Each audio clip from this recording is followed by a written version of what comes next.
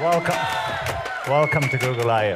So we are pushing ourselves really hard so that Google is evolving and staying a step ahead of our users. This is why we are evolving search to be much more assistive. So today, we are announcing the Google Assistant. We think of the Assistant in a very specific way. We think of it as a conversational assistant. We want users to have an ongoing two-way dialogue with Google. You can ask Google, who directed The Revenant? The Revenant was directed by Alejandro González Iñárritu. And you can follow that up with the question, show me his awards. Notice that I didn't say the name, which I'm glad because I find that name very, very hard to pronounce. And Google could pick that conversation up and return the right answer. So we've been thinking hard about how to bring this vision of Google Assistant into your home. To give you a preview, I'm going to invite Mario from the Chromecast team. Today, we want to give you an early preview of how we're bringing the Google Assistant to the home. This is why we're creating Google Home, a device which will be available later this year. Google Home lets you enjoy music and entertainment throughout your entire house, manage everyday tasks more easily, and ask Google what you want to know. With Google Home, we set out to create and design a beautiful product that's warm and inviting and fits naturally in many areas of the home. We think it'll be a beautiful addition to any room in your house. And we're even more excited about what it's going to do for you. Google Home will be available later this year. Another core use case on users' phones is communications. But given our advancements in machine learning, we wanted to approach this core use case with a new perspective. Eric Kai is going to join to talk to you more about it. Communications is all about sharing life's moments. So today, we're giving you a look at what we've been up to with two new communication apps that show what's possible when we bring Google technology to this essential human activity. The first is a new messaging app called Allo. Allo is a smart messaging app. It learns over time to make conversations easier, more expressive, and more productive. We designed Allo to help you express yourself and keep the conversation going. Let's look at Whisper Shout. Rather than tapping the send button, he slides it down to whisper and slides it up again to shout. So down to whisper and up again to shout. Another way Allo helps you express yourself is by letting you type less. When Joy asks, dinner later? That Amit has offered two smart reply suggestions. I'm busy and I'm in. The more you use Allo, the better the suggestions will become. Now I want to show you something really cool. Allo even offers smart replies when people send photos to you. The intelligence behind Smart Reply also gives you a taste at how assistive technology can make your message experience simpler and more productive. The Google Assistant, built right into Allo, takes it even farther. So I'm pleased to introduce one of our leads, Rebecca, to tell you more about the Assistant in Allo. So as you heard earlier, the Google Assistant is an ongoing dialogue between you and Google that helps you get things done in your world. So I'm going to show you how the Assistant can help in Amit and Joy's conversation. The Assistant intelligently recognizes that they could use some tips for Italian restaurants nearby. And you can see its proactive suggestion at the bottom of the screen there. In Allo, Amit and Joy could choose and reserve a restaurant right there in the chat in a natural and seamless way. You can also have a one-on-one chat with Google. Amit's a big Real Madrid fan, and he wants to know how they got on in their last match. So he asked the Assistant, did my team win? Looks like they did. And we can keep going like this and find more news about the team just by tapping on the suggestions there. So that was the Assistant in Allo. Allo is all about messaging. But let me talk to you a minute about video calling. So I'd like to introduce you to Duo, a simple one-to-one video calling app for everyone. Duo is the video companion to Allo. It's fast and performs well even on slow networks, and it works on both Android and iOS. But here's a feature that makes Allo really special. Knock Knock shows you a live video stream of the caller before you've even picked up. So as you can see, and Elena apparently too is popping in there.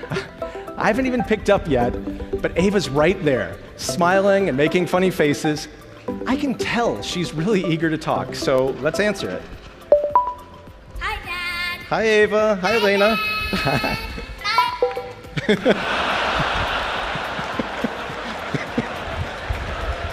Oops. Both Allo and Duo will be available this summer on Android and iOS. To talk to you a bit about Android, I'd like to invite to the stage our resident rock star, Dave Burke. Android is the most popular OS in the world. So let's talk about what's new in the platform. Let's jump straight in and talk about some of the biggest changes in N around performance, security, and productivity. With N, we're making our biggest leap forward with the introduction of Vulkan. Vulkan is a modern 3D graphics API designed to give game developers direct control of the GPU to produce incredible graphics and compute performance. Second, we've added a new just-in-time or JIT compiler. And JIT compilation means that app installs are much faster, 75% faster in N. So now users can get up and running in your apps much more quickly. With N, we're continuing to strengthen our defenses in 3 key ways. First, N introduces file-based encryption. Second, we learned the importance last year of hardening the security of the media framework. Third, N automatically keeps your phone up to date with the latest version of the system software without you having to do anything. And that pesky Android is upgrading dialog is finally gone. A third area of focus for us is our continued effort to improve productivity. So we decided to simplify by automatically removing apps in the list that you haven't used in a while. Also, based on popular demand, we finally added a clear all button at the top. Notifications is another area we've worked on to improve productivity in Android. We've added a new direct reply feature, which lets you quickly reply to a message like so. And Android is the first mobile platform to support the new Unicode 9 emoji standard. Unicode 9 also brings 72 new emoji glyphs. So now you can let your friends know, for example, when you're dancing like the left shark while juggling and eating avocado toast in order to win first prize in that selfie contest. We're still putting the final touches on the N release, and we expect to launch it later this summer. There's one more area in N that we've been working hard on that we haven't talked about yet. And to tell you more about what it is, let me invite up Clay Bavor. Thank you, Dave. I'm Clay Bavor, and I lead the virtual reality team at Google.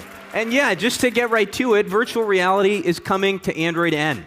Now, what we've built won't be available until this fall, but we'd like to introduce you to it today. We call it Daydream. Daydream is our platform for high-quality mobile virtual reality, and in it are all of the ingredients you need to create incredible immersive VR experiences. So we've introduced what we call VR mode as part of Android N. We've worked at all levels of the Android stack to optimize it for VR. Now, this is obvious, but a VR headset, it's something that you wear. It has to have great optics, has to be comfortable, but the controller, how you interact with VR, it's just as important. Let's have a look.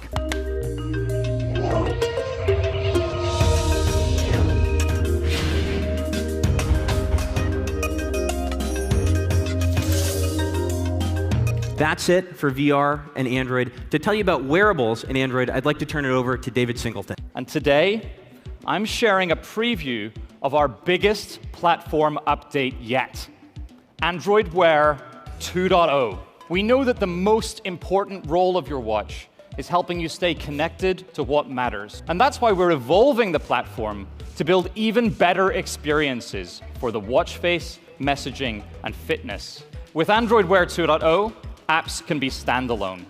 That means the apps on your watch can have direct network access to the cloud. And that means a fast and richer on-watch app experience for both Android and iPhone users. Starting today, developers can download a preview of Android Wear 2.0, and everyone will be able to enjoy these exciting new watch experiences in the fall. Hi, everybody. I'm Ellie from the Android team. We'll be showing you a sneak peek of a new project. We're evolving Android apps to run instantly without installation. We call this Android Instant Apps. B&H Photo and Video has a beautiful Android app, but I don't have it on my phone because I don't shop for cameras every day. With one tap, the app opens up right to the bag I want to buy. I can also swipe here and see more details about the bag. You should know that Instant Apps is going to be compatible all the way back to Jelly Bean. And with that, I'll hand it back to Sundar. Things previously thought to be impossible may in fact be possible. We look forward to building this future together with all of you. Thank you for joining us at Google I/O. Bye, Dad. Bye. Oops.